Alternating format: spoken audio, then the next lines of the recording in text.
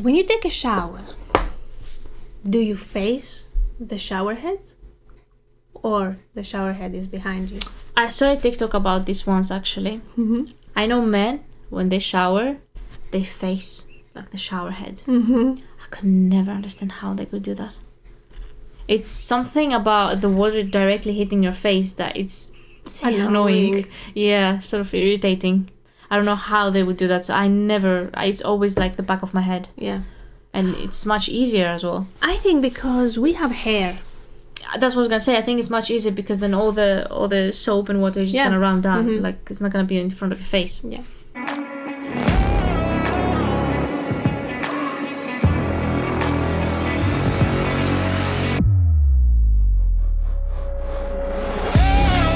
Welcome to Lash Out Podcast, where we talk about entertainment, business gossip, Alternative lifestyle, unsolicited advice, and hot trends. with your hosts Anna and Chris. Today we will be talking about a triggering topic, and I'm sure a majority of you, especially the ones who have siblings, can relate to. Those who haven't, Yeah. can't. The Cinderella Syndrome. Yes. Why is that? The Cinderella daughter, Yes. which is, as we all know, from the movie, the story of the Cinderella sister who has stepsisters, and they usually go against her. Mm-hmm. And she does all the household, all the chores, everything. You know that. Yes. So do you know about this story? That usually the Yes. oldest daughter goes through. Yes. Isn't that the oldest always? Usually the oldest one because it's the first one. And then she kind of has to take all the responsibility Yeah. and take care of almost everything. Yeah, and everyone Yes. as she grows older. Mhm. Usually the oldest daughter from old times, and especially in traditional families, they had to take care of the siblings Yeah. because they're younger, and usually the parents were working, so they had to take care of the siblings. Of course. They had to take care of the cooking and the household and whatever chores there are. Mm-hmm. Yeah, you know this. I know this. So what happens there is usually the parents dump the responsibility to the oldest child. Yes. Because, okay, I know they are working and nobody can They're take care. busy. Yes, Yeah. but is that correct? That's what usually happens when a parent is a young parent still, you know? And this is something that might raise a debate because the child is still at a young age. So how can the child know, for example, how to handle majority of the things that parents, as you said, dump on the child? Yeah. The thing is, usually, as we say, when you have a child early, you grow with them Yes. because you're not still a grown-up yourself. What does that cause to the child that has to be a parent from a young age, Yeah. or very responsible from a very young age, who still develops and doesn't know things? Yeah. The thing is, if the child Yeah. dares to say no Mm-hmm. or respond in a negative way to the responsibilities given by the parents, there is some sort of reaction by the parents themselves in this case. So the child is sort of forced to comply with all the responsibilities to Yeah. avoid any sort of confrontation in the family. Do you know also the reaction of the parents is not really right, yeah? For example, in many cases, the reaction from the parents usually is a humiliation of the child, Yeah, a punishment, like if you don't do that, I don't know, you're not gonna go out exactly. with your friends, Yeah. or I don't know, And whatever. you have to finish everything. Yeah, Yeah, by a specific time, majority of the times. Yeah. Yeah. and then if you don't complete this thing, by the time the parents come home, let's say, you get yelled at. Yes. You are accused of being lazy, Yeah. or you don't know what you're doing. Or Stuff like that you're sort of not doing enough, Yeah, let's say. that you're not doing anything. Exactly. Yeah, And I think majority of the children, if they went through that from a young age, yeah. then later in their lives, they sort of develop a self-esteem, self-confidence issue. Yeah. I think there is another issue that rises from this act, basically, that parents do. The issue, mostly, I think, is it creates some sort of distance between the child and the parent. This is causing emotional abandonment to the child and then creates the distance. Yes. The result Imagine what it is.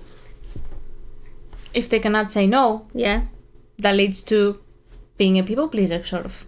Yeah. You have to do what someone else says to you Yeah. to avoid any negative reaction, any punishment, whatever comes to you. You have to avoid it. So when you grow up, Yeah. you feel like you have to do things for other people so you can show your self-worth. Exactly. And also yeah. put others first before yourself. A lot. Yes. To an extended level. And that is, from one side, is quite wrong. Because we're not saying to be selfish, to only think about yourself. But if it comes down to your health and well-being, you're going to have to put yourself first and then think about the others. Yeah. Because also, if you cannot take care of yourself, how do you expect to take care of others in that case? You know, when I was little, first of all, I'm the oldest daughter, yeah. So I'm relating too much of this. So when I was little, of course, when I was going to school in the weekdays, it was okay. But on the weekend, I had a list of chores to do until my parents come back. That's where the Cinderella Syndrome comes from. And usually I had to do lots of things. Yeah. Like, even if I put this on my parents, they will not do it, let's say. Yeah. And by the time at noon or afternoon, I don't know what time they were coming back, I had to have everything ready, as well cooking, so they can come From a home. young age. Yeah. Okay.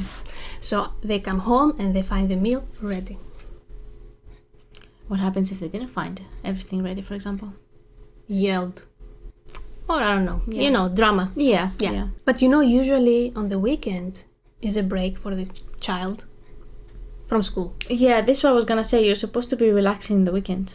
Because if you're a child and you're studying obviously 5 days a week and many hours every single day, like Monday to Friday, for example, from 8 o'clock in the morning until 3, 4, 5 in the evening. Yeah. And then you study. Yeah. Exactly. And then you study, you have your homework. And as a child, we used to have homework every single day. Yeah. So those 2 days that you have off during the weekend, you're supposed to be having them off and not be stressed about doing things at a young age, at such a young age, for example. How old were you? Or what's the...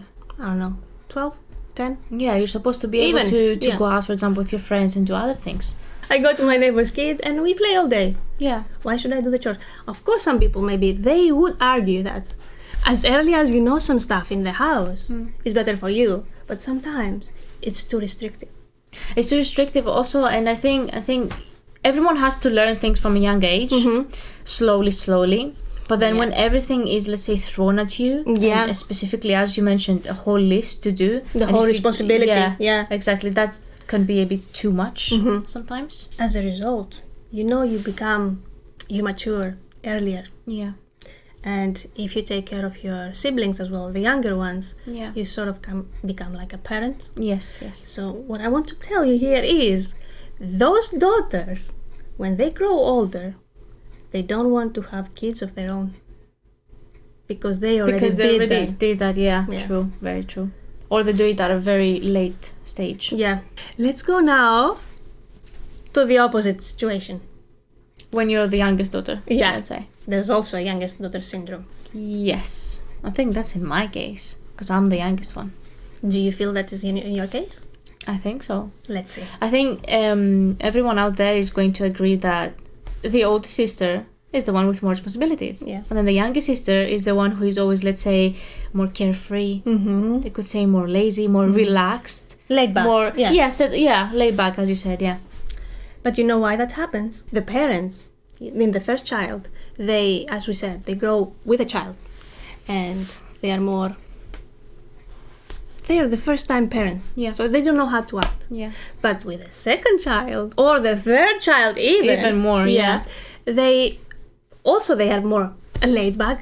Yeah. Because they say, okay, we did that, nothing's gonna happen. Yeah. So let this kid Exactly. grow by itself. You know, when you're a parent and it's your first child, the second it cries, you're gonna go pick it up, for example, pick him up or her. That's stress, yeah. Yes. But with the second child, you know, You've done that. child sometimes has to cry. Yeah. You've done that, or they're hungry, or it needs a change or something. Yeah. So you're not gonna sort of worry as much.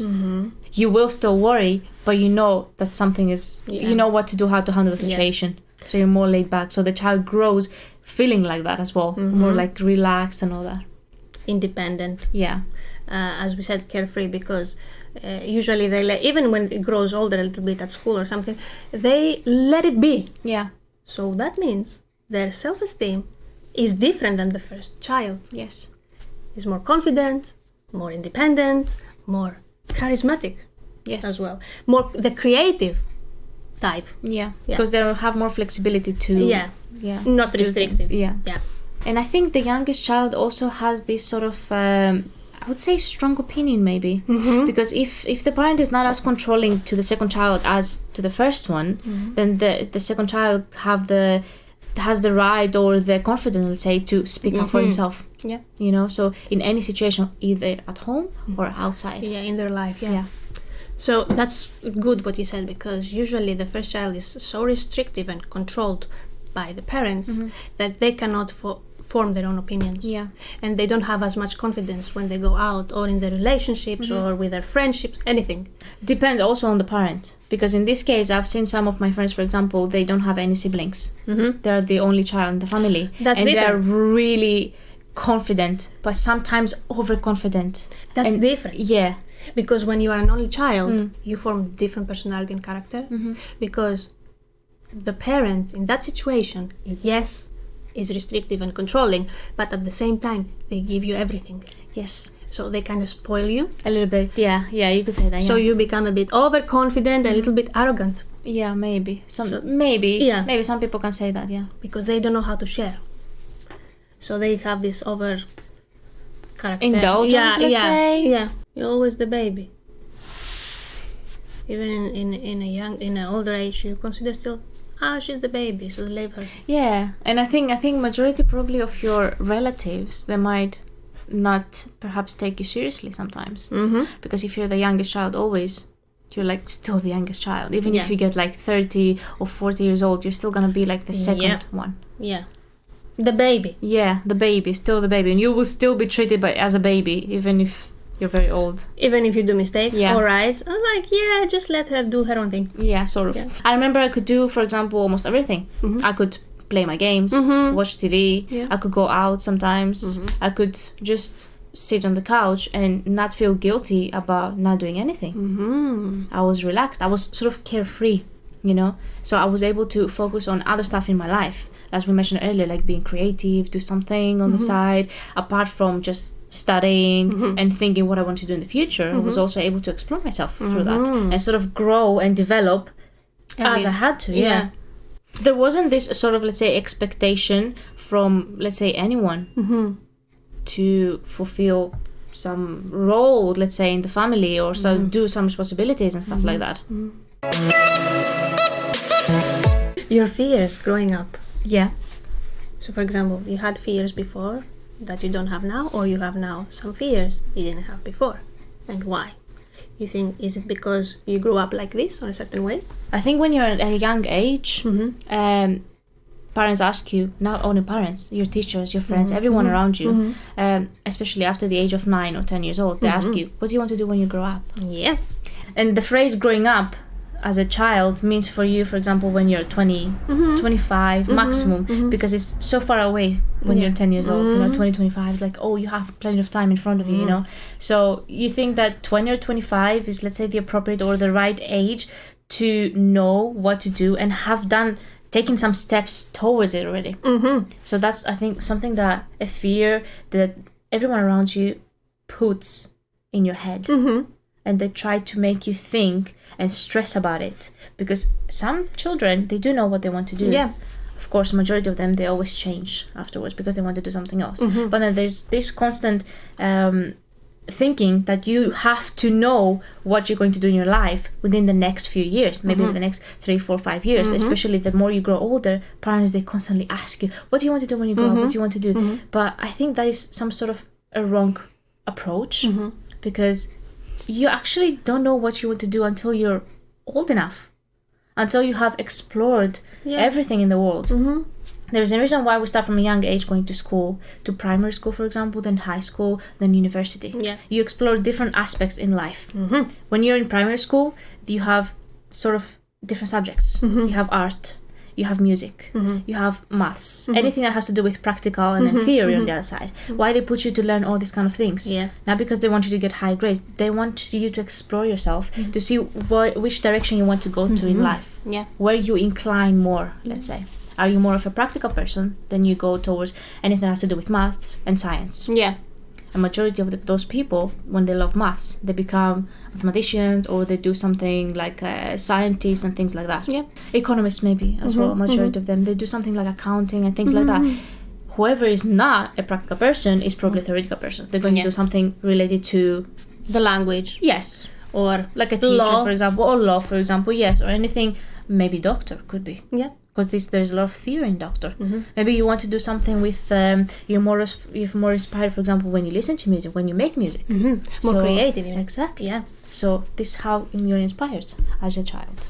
So you cannot know from a young age 100% what you're going to do. Yeah. But then when you grow older, there is this constant fear that I don't know what to do in my life.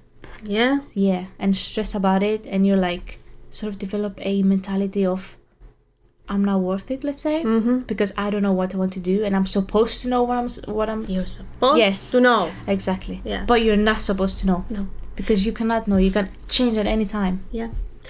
And as you said, some kids, they know what they want to do in a couple of years.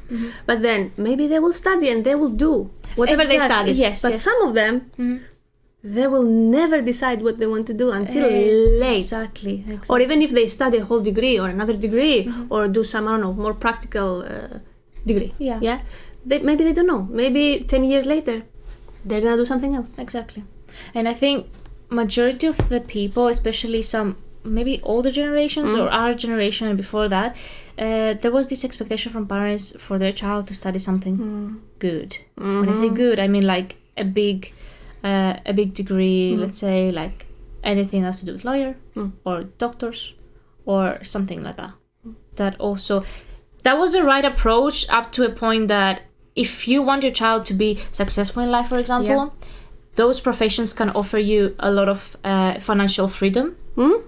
But then there's also the stress behind those professions. Because when you're a doctor, for example, you're going to have to do, for example, long shifts, overwork yourself.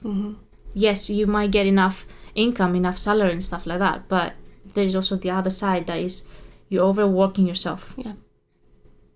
And that could be mentally draining for anyone. And I think majority of the people, after some point, they might sort of give up on this and change their direction in life and do something else. Same goes with lawyer. When you study something like that, for example, it can be mentally draining for you. Well, what do you think are your fears, for example, growing up? Oh my God. I had so many fears. But now I have different fears. Yeah. As an adult, yes. So that thing, what you said, like you have an expectation to be someone in an early age. Yes. And you're not there yet. Yes, so you cannot be there. Yeah. But at the moment, even, I'm not there yet. It doesn't matter. Because I like variety. You like exploring mostly. Yes. Yeah. I like to get experience from different things. I'm not like a one-way person kind of. Yeah. But yes, I have this fear because the society makes me pressure. Yeah, expects you to know. Yeah. So, but I've realized that I don't care. I have to do whatever I want to do. Yeah. I don't have to fit in that mold. Or you don't have to follow the mass population, for example. Or what our family says. Yeah. And it's very beneficial. And I have explored myself more, as you said, exploring yourself more, and you realize many stuff about yourself. Yeah. And then at the end, I'm hoping I'm gonna get something better out of it than the people they have to be in one profession, in one way of lifestyle for 20 years. Yeah. Or start from a very early age, for example, and just follow this. Yeah. As well as my fear is, as we said in a previous podcast, I want to succeed. And I know this exploration I'm doing is gonna make me succeed later on. Yeah. And I am okay with that now. If you ask me like a couple of years ago, I say, no, I'm stressed about it. Yeah. You don't have to do the things that are expected for you to do because society says so. It's better if you explore yourself, and today you have many options to explore yourself than 20 years ago. Yes. And You don't have to stress about it. Yeah. It's okay if you change environments, if you change professions, if you change hobbies, if you change the standards. Preference, yes, the whatever. Standards of the society that expects you to do that and that. Yeah. It's okay. Yeah, if you go the other way around. Yeah. As long as you find your own way in the end, that's what matters. It doesn't have to be 20 years old or 30 years old. It can be 50 years old. Many people have found themselves 60 years old. Yeah. It's never late. Yeah. All right, let's go to Yay time. Today I have a game that you have to choose quick. Okay.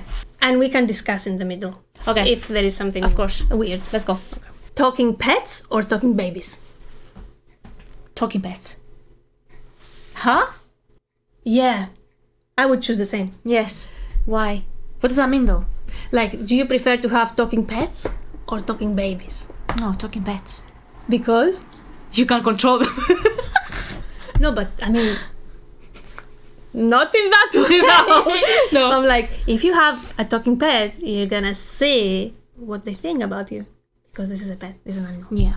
If you have a talking baby, that's gonna be weird, but yeah. Okay. Other one?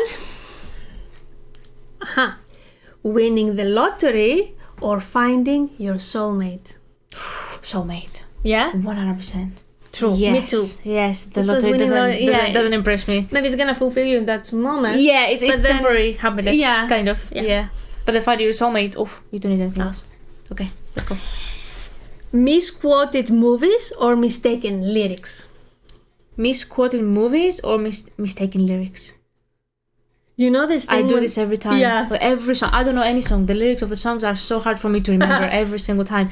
I sing every time the wrong lyrics, but it's so satisfying because it's my own lyrics, my own version. Even if it doesn't make sense, I think everyone does this, to be honest. Yeah. Yeah. You know, there's this mainstream trend that they say popular songs they have weird lyrics. Yes. Yes. Glass half full or glass half empty? Why do I want to say half empty? You're not fulfilled in your life? No, maybe. I want to be. Maybe not yet. I haven't found it probably yet. Yeah, but that means you're pessimistic, kind of. Yeah, you could say that. Sometimes. Sometimes? For me, it's glass full. Glass full. Yeah. Sort by price or by rating? Sort by price or by rating? So what do you choose? To buy something by the price or by the rating, reviews, or whatever? The rating. Ah. The first thing, for example, if I want to buy something, the first thing I look at is the rating. If that item has, 5-star rating or some nice reviews, even if it's £5,000, you're gonna say. I mean, okay. So in that case, you have to consider also money-wise, you know. But like, if it's too expensive and it has a low rating, you're not gonna buy it, are you? So it also matters mostly about the rating. Yeah. Even if it costs, for example, £10,000 something, an item, you're not gonna buy it if it's a 1-star. Yeah. Would you? But if it's a 5, you're gonna buy it. If it's a 5, that means a lot of people were satisfied with it. So you're still gonna buy it. It makes more sense, practical sense as well. Yeah. Then, let me trigger you. Okay. Sauce on the side or sauce on top? Oh, on the side. Why? I don't know. Well, it came to my mind. I have this image of like French fries, for example, and then the ketchup. You cannot put the ketchup on top of the fries. Do you know those people, they put it? They yeah, put and whatever on the top. Yeah, like mayo and ketchup and stuff. No, it has to be on the side. Is this the thing? This ritual, this meditation, I would call it. When you this whole situation when you grab a French fry and then you dip in the sauce. Yeah. This whole movement is just really, I think, meditating. Yeah. How can you, for example, pour the ketchup on top and then just eat it normal? There is a specific way of eating it. Same when you eat a Kit Kat. The biggest debate ever. You cannot just bite a Kit Kat, especially when there's like 4 bars. You know, those 4 have to separate 4 bars. them. Yeah, you have to crack them and eat them. Oh my god. Like a ritual, like a meditation. Yeah. As well as in the French fries, for example, if you put everything on top, how you can grab them? Like, yeah, you're not gonna eat French fries with it's a fork. Be a bit messy a little bit. Yeah, you cannot eat with a fork. No. Yeah. Just the tip. Yeah. Think about this. Werewolf or a vampire? Oof. I'll be a werewolf. I'll be a vampire. Wow. We are so opposite. Mm-hmm. Why a werewolf? I feel like it's more power. I feel like a Strength. vampire is more power. But imagine when you are a werewolf, you have senses, yeah, but you're also very like, I don't know, this animalistic thing. Maybe a bit warm, let's say. Yeah, Maybe a bit more approachable, kinda. could, but at the same time, dangerous if you want to fight. Yeah, but who is more dangerous, the vampire or the werewolf? That's the thing. The vampire, from its nature, is a very dangerous being. Yeah. And it can do a lot of things that a werewolf might not be able to do. But I feel that the werewolf has a different style of approaching situations. Maybe. More warm. Yeah, but more sneaky sometimes. Could be sneaky. Or strategic. Depends what qualities the vampire has. Then I cannot really compare it. So I think vampire usually, if they see something, they just go after it. Yeah. But They're a little bit more on the powerful spot. and like on the spot and like Yeah. doing what they want actually. Yeah. But for me, it's like I need to seize the situation and go strategically. Maybe. I will not go and burst. Yeah. I don't think the vampire is about bursting though. They are Yeah, they kinda- go after it, Yeah. after what they want, for example. But then they can also lay back and wait until the right moment to hit. I don't think so. Usually, when something triggers them, it triggers them. Yeah, but then they can also choose what triggers them. But the wolf, the wolf can see it. Think about it. Of course, it's gonna have a target, but it's gonna go in a different way as an animal. Yeah. Because let's Okay. say as a wolf, as an animal, because vampire is not an animal. No, because wolf is an animal, but you know. Yeah. Yeah, but the vampire though is sort of, let's say, not approachable. Kind of in its own world, let's Yeah. say. More carefree, maybe. Yeah, a lot of carefree, to be honest. That's why it's not approachable. Maybe some people would say respected, kinda. Could be. It has this, you cannot really, let's say, fight with a vampire. Because you know it's gonna fight back. You know? So you're like, I better stay away from it. Yeah. For my own sake, kinda. Yeah. Because the vampire, as you said, yeah, you're right, as you said, it's gonna go after you. Yeah. Like in an instant, it can just burst. Yeah. Yeah. Funny story or one-liner? One-liner, what do you mean? So you say something quick in one line and it's amazing, or just a funny story that you have to listen to the other person saying blah blah blah blah blah. Oh no, one-liner. Yeah. One-liner. More satisfying, yeah. More satisfying, yes. Sometimes very. I know I care On about point. the details, and Yeah. I always, if I explain something, I'm gonna do it in huge, like deep detail. But then if someone says something to me, I need to be like, that's it. I don't care about the details as long as it's amazing. That's it. Yeah. Even if it's a simple thing. Me too. Oh my god. Bad breath or body odor? Oh, I mean, nowadays you can tackle both of these. So I'm guessing you could go for bad breath. I think. I choose the same. Yeah. And yes. Yeah, same. because body odor, for example, you don't want to be walking around like a stinky thing walking around, you know. Whereas the bad breath, for example, you can sort of control it. Yeah, just breathe from your nose. Yeah. Or like those sprays, mouth sprays that Yeah. they have, or like. Of course, Yeah. for body odor, sometimes we have sprays, yeah? Yeah, we have, but it's more. You're more prone to. It's lingering. Yes. Yeah. Sneezing or coughing? Oof. No, I have a bad history with coughing. Like really bad, especially when you get this cough in your neck here, and then you just cannot stop. Yeah, this is the worst thing. So I think I'm gonna go for sneezing. So if you sneeze all the time, imagine. I wouldn't mind. And be like, Yeah, it's better than coughing the whole time and not being able to speak even. Yeah. Okay, with sneezing, you sneezed 1 second. Okay, get on with it. You know. no, but I'm saying sneezing, or coughing. No, coughing is worse. It's gonna also irritate your throat. Then it's gonna mess up with your voice as well. So if you wanna like sneeze all the time, you know what happens? What happens? Watery eyes and nose. Yes, but it's okay. You can control that. For me, sneezing. Comedian in a serious film or serious actor in comedy film? Comedian in a serious film. Or serious actor in a comedy? Comedian in a serious film. Yeah. And you know what came to my mind? Joker. For some reason.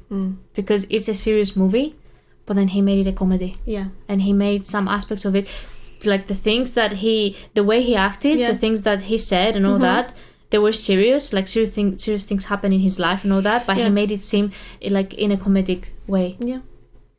But it looked like a natural way. Yeah.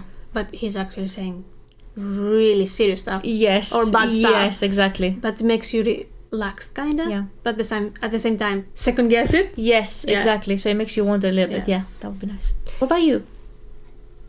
Same. Like, for example, if a film is very serious, you have to tweak it a little bit. Yeah. Because it's like, I like the ups and downs. Yes, a little bit, yeah. To disturb the norm. Yeah. A store where every item is free, or a restaurant where every dish is calorie free? A store that has every item free, or a restaurant calorie free? So if it's calorie free, it doesn't necessarily mean it's healthy for you, because it has other ingredients, other things inside that make it unhealthy or tasteless. Yeah, exactly, as well. Yeah. But if you have a store that is completely free, then you can buy whatever you like, combine whatever you like, and also pay attention to your calorie intake. Yeah. So I think a store that is free items. Okay, me too, I think. Yeah. You can buy anything, so yeah. Wow. Imagine there is a restaurant calorie free. You know, pizza? Yeah. If you could choose one meal for the rest of your life to be free, would it be pizza, for example, or lasagna? Else? Yes, maybe. How nice would that be? Yeah. If you gave me that option, that would be a hard option then. When you take a shower, do you face the shower head, or the shower head is behind you? I saw a TikTok about this once, actually. I know men, when they shower, they face like the shower head. I could never understand how they could do that.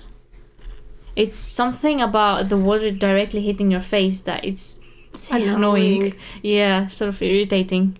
I don't know how they would do that, so it's always like the back of my head. Yeah. And it's much easier as well. I think because we have hair.